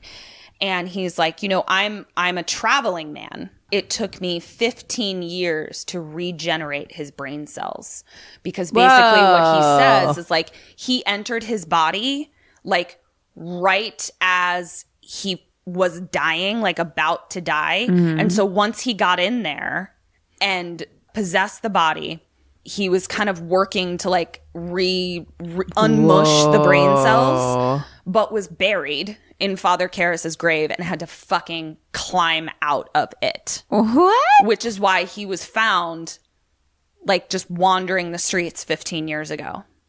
Based on this information, he says, I'm a traveling man. We have to use already established neurological systems. Detective Burns, what do you do? And what does Detective GC do? Or when you hear the clues, I'm a traveling man and we have to use already established neurological systems, what's a theory that you might have? That you've been in other other bodies. Where is he maybe finding those other bodies? We're finding bodies from dying people in the mental ward. Is that Detective Burns? Okay, figured it out. Mental ward. I'm going to say both of us. Okay. Final answer. Correct. Okay. So based on this information, catatonic people would be, or like mentally ill people would be pretty fucking easy to possess. Right. Because their neurological systems are there, but they're like flawed, basically. Right. So that was right. That is what you should have learned from that. So he's saying it took me 15 years to regenerate the brain cells of your friend. And I'm a traveling man, one who moves. And as he's saying this, GC looks at him and says, I don't believe you're the Gemini killer. And he's like, oh, detective, is that an invitation to dance? Like basically being like, motherfucker, you don't believe I'm the fucking Gemini killer? I got the fucking receipts, bro. So he's like, I got the doc to bring you to me. And then he killed himself. So we realize what he was practicing was what the Gemini killer told him to say to the detective. Oh, shit. Yeah. And so GC is like, who gets you out of this cell? And he just says, friends, old friends. Tell the press that I'm the Gemini lieutenant. Final warning. I can help you with your unbelief. I'm so tired. Out. GC turns around. Help me. Oh, no. GC turns back. It's Damien. GC gets right into his face and he goes, no! Screams at GC in the face. And all he says is, Little Jack Corner, and goes back to sleep. Oh my God. Cut to the waiting room. And we hear a nurse checking in a little boy who's sick. And she says, how do you spell it? How do you spell the name? No. Korner. It's with a K? Corner. Voiceover. GC is thinking, and he's walking through the mental ward, and he's just kind of like replaying a couple things that we remember the Gemini killer saying to him. Like we're hearing his thoughts of him just replaying things. And he's like, old friends. I'm a traveling man, one who moves. And he's just kind of looking around, and we see that someone is looking at him through a door. Like it's an old lady face, but we can only kind of see like her eye. We see that she's a patient because we can sort of see that she's in like a hospital gown, but we see very little of her. And then all of a sudden, an old lady starts to quickly crawl towards us on the ceiling. Oh, no! And she's quickly crawling towards us. And as she's right over GC, she turns around and looks down at him with a big smile on her face, and then scuttles away quickly before No, people on the ceiling. It was terrifying. No. I can't wait to show it to you. It was one of the most terrifying ceiling crawls I've ever seen. Oh my God. And I'm including like the baby on the ceiling in Train Spotting. It was terrifying. He doesn't see it. Crawling on the ceiling. But then he looks over and he sees that blood is pooling from underneath a door. There's a dead nurse inside. She's naked. So some old crazy creep is now in a nurse outfit. Based on this, where is the first place that you go to, Detective Burns, knowing that there is a killer out there right now? First place you go to in the hospital, Detective Burns, and where does Detective GC go to? Security? Is that you or is that Detective Burns? I'm gonna say me, I guess. Okay, and where does GC go? He goes to the back to the Gemini Killer's room. No dings. Okay, You had a double non-ding. it's okay. Doesn't happen often. So He runs to little Jack Corner's room. I was gonna say that, but like it seemed. But you didn't and didn't get the points. Fuck you, Catherine. It seemed outlandish. Did it in this movie about demon possession? It seemed outlandish to It you. did. When an old lady just crawled on the ceiling, it sounded outlandish to you. It seemed outlandish. Fuck you. Yeah. Okay, so he busts into little Jack Corner's room, and it's the salty nurse in there, and he scares little Jack Corner and the nurse, and she's like, "God, just get out of here! You're upsetting all of our patients." Then he plays in his head something he remembers the Gemini Killer saying. Is this an invitation to dance? And he looks down at Salty Nurse's name tag, and it says Julie. Mm-hmm. And he goes, no. What do you do? And what does he do? I'm not giving you any more clues. I have said things in here. I recall nothing about Julie. So Julie, My jewels. all I remember is the K thing. Okay. So I'm having a tough time. Okay. What's the question? We're remembering that the Gemini Killer says to him, is this an invitation to dance? And he looks at Salty Nurse's name tag and It happens says to see that her Julie. name is Julie. Right. What does he get the idea to do? He asks Julie to dance. Correct! Is that so? That's what he does. I don't know. Waiting with bated breath to know if you get a ding for that. I thought to say Jack Corner and that was wrong. So now I'm just going with it. Julie. Why does Julie matter? I don't remember. I don't know. Did he say Julie again? Did he say Julie the way he said Amy? No, he never said Julie the way he said Amy, but I have talked about a Julie. Why do I fucking help you? It's not helping anyway. Yeah, I'm tired and drinking wine. I don't have any recollection. Okay. That's another double non-ding. Yeah, okay, I get it.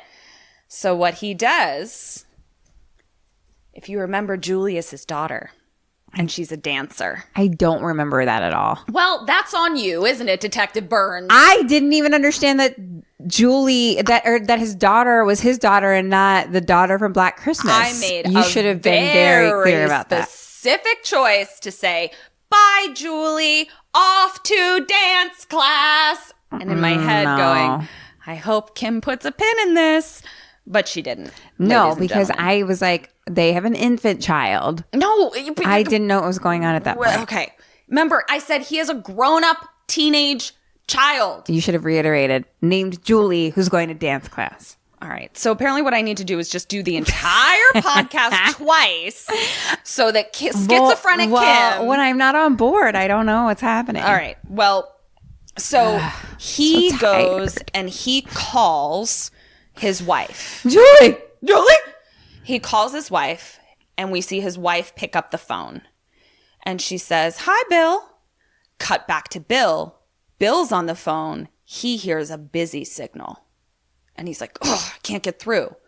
Back to his wife. Creepy. Hangs up the phone. That was Bill. He says a nurse is bringing by a package. Creepy.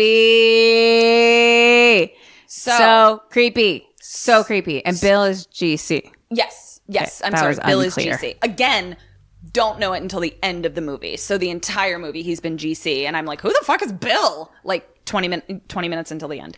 So GC jumps into the car and he's like, we need to get to my house. Meanwhile, we see that the crazy old patient lady that was looking at us through the door is now in a nurse's outfit in a cab. Oh my God. And she's on her way, presumably, to GC's house. GC is trying to get there as fast as he possibly can. We see the nurse ring the doorbell. Mm-hmm. So now we're back at the hospital and we see that Salty Nurse is in cell 11 with the Gemini Killer. Mm-hmm. He's out. He's catatonic. Guess what's not, though? She's got a whole bunch of things hooked up to his brain, and she's looking at a long scroll of paper that is not catatonic. Right. His brain waves are off the chart while this is all happening. So GC arrives at his house. His daughter, Julie, answers the door. And he's like, oh, thank God. Everyone is fine. The wife is super annoyed. She's like, what is with this weird fucking nurse that you sent to the house? I open the door and she fucking faints. Detective Burns, what do you do? What is he Where's do? the nurse? Find the nurse. Where's the nurse? She's sitting at the kitchen table just staring at him. Oh, the nurse is sitting at the kitchen table. And where are they when the wife says this then? Not in front of her. Like pointing at the nurse who's like kind of just out of it, like catatonic. Oh. Like she's conscious, but just like out of it, not saying anything. So in front of her, she's been like, what happened? Yeah. She needs to be taken away. Is that she needs Detective to be Burns? taken away. Yes. Okay. And then what does And GC do? He does the same, like gets her out of the house. Yes. What you said is exactly what you should do. What he does is turn his back to her. No. I guess in his head, he's like, she is catatonic. She's whatever. Then we hear him remember something that the Gemini killer said. And it was, catatonics are so easy to possess. As he's remembering this, we see the nurse reach into the bag, the carpet bag that she had brought with her. What do you think she pulled? This is a bonus question. What does she pull out of the carpet bag? A syringe with the stuff in it. The make your things stop working stuff. The giant missing scissors. Whoa. So she pulls the giant missing scissors out. Just as this is happening, she opens the scissors, and I swear to fucking God, I thought Julie's head was gone, because that's how fucking close she was to chopping it off. Right before the mother-in-law like pulls Julie away, and GC turns around. She uses her demon strength and slams him up against the wall and then is strangling him on the wall. Julie, miraculously, not a scratch on her, though it looked like those fucking scissors at least nicked her a bit. Then the nurse lets go and she just starts screaming, "Morning!" and falls down. Oh, God. What does that mean? Where do you go? Morning? Oh, God. This game's too difficult. You can do it, Kim. Kim, Morning. I go this is good practice to, for our hunt a killer present that Eric got us. Okay. Do I go to like a graveyard? Okay. Is it morning M-O-U or M-O-R? It is. Okay, here's my clue. That doesn't matter. Morning daytime or morning the activity does not matter. Just the hobby. The hobby. The morning hobby. Okay. So wait, she said that, and then I'm saying, where do I go? Mm-hmm. Where do I go? Mm-hmm. Okay, if that doesn't matter, then I guess back to the Gemini killer's room. Okay. Half a point. Why? Because if he left her body, maybe he's back in his own body. Okay. You get 2 half points, which equals 1 day. So he goes back to the hospital, and on his way back to the hospital, we see that he's beaten there by somebody who makes his way into cell 11. It's Father Morning with all of his exorcism material, and he's ready to fucking fuck a bitch up. Oh, shit. So he goes into cell 11, and Gemini Killer as Damien Karras looks scary as fuck. It's like super cold in the cell, and his eyes are like all yellow, and it's really scary, and he looks like a dead fucking body that's talking. And he goes into the cell, and he starts exorcising. Father Morning starts exorcising him, and there's fire and there's snakes, and the voice is so scary again because it's not a man or a woman. Like, it's a really difficult thing to do where it's like normally you can hear a voice and you're like, this is an old man or this is an old woman, but the voice of the devil just has no gender, and it's super fucking weird to me. So He starts laughing and he's basically like, Father Morning, you're fucking toast. All of a sudden, he's slammed up against the wall. Father Morning is. His robe is ripped off. He's thrown up onto the ceiling. And then he's peeled off the ceiling, except all of his skin is still stuck to the ceiling. No! So he's being slowly peeled off alive. And we like fucking see like brain matter. It's not great. GC then arrives at the cell. By this point, it's quiet. He goes into the cell. Damien, Gemini Killer, is passed out catatonic. He sees a Bible on the ground that's been blown up, like it's had caught fire. And Morning is behind him on the floor, his skin peeled off. And Gemini Killer says, "Don't worry. We'll get Julie." GC pulls out his gun. The devil throws him up against the wall. And he's like, "Have I helped your disbelief?" And GC is on the wall and he's like, "Oh yes, I believe in everything." And then he just starts listing all of the terrible things he believes in. I believe in war. I believe in murder. I believe in all this stuff. And most of all, I believe in you. And he's in like a crucifixion pose. And lightning starts striking into the cell and is like striking a hole open in the center of the cell. And a hole opens up, and here comes all of these demons lifting what the fuck? A little decapitated boy with a Jesus figurehead painted in blackface, and up behind him comes Damien on a cross. Oh my God. And he says, and the devil says, "You lose, Lieutenant." Just then, Father Morning wakes up, grabs his cross, and with his last dying breath, he says, "Fight, Damien!" And we see Damien flicker behind the eyes of the devil. And we see that he breaks through. GC falls from the ceiling. Damien says, "Shoot now!" Detective Burns, what do you do? What does Detective GC do? Shoot.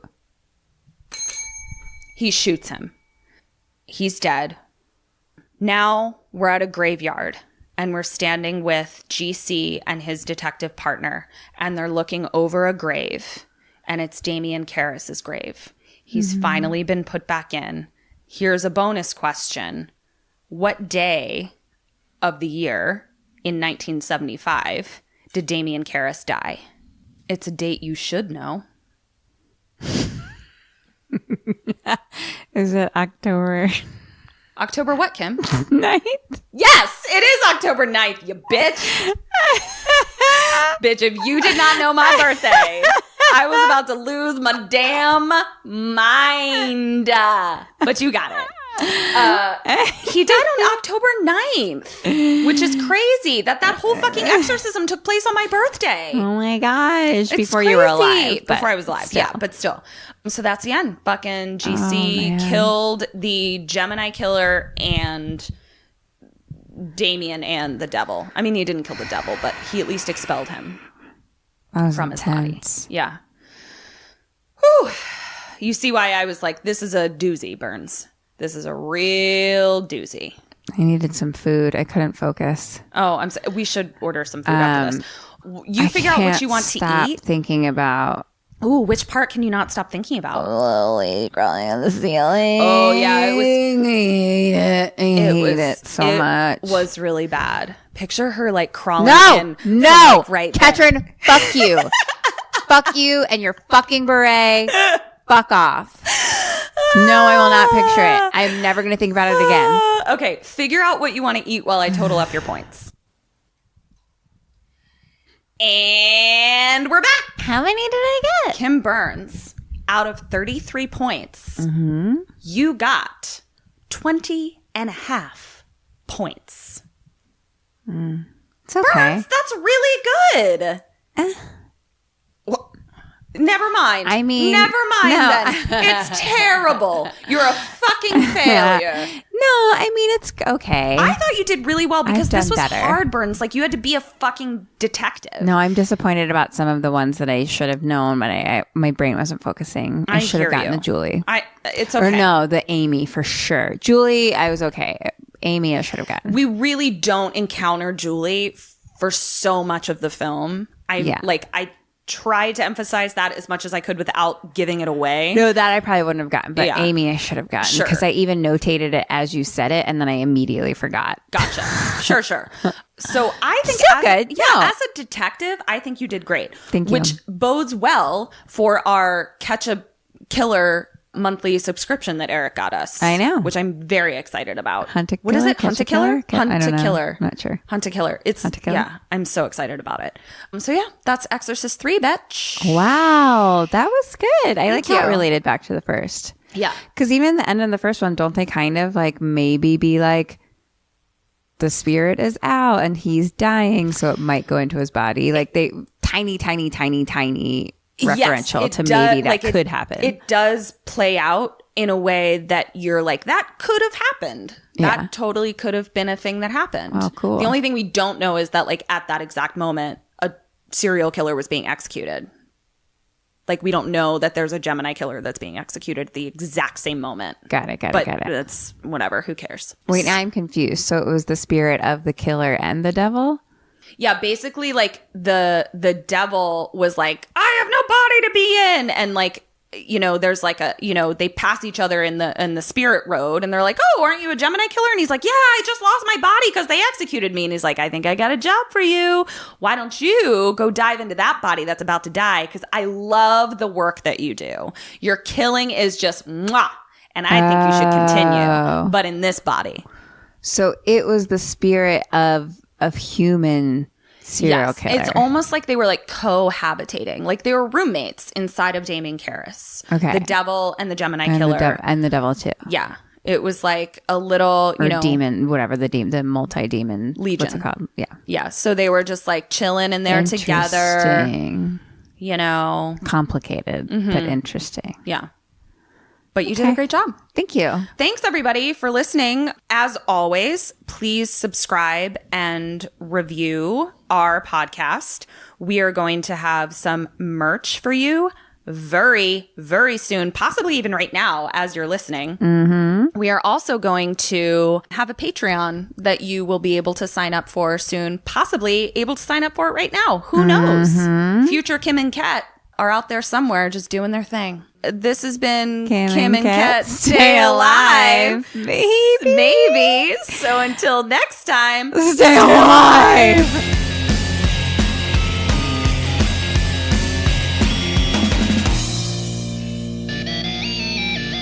ceiling crawl. No! Fuck you, Ketrin.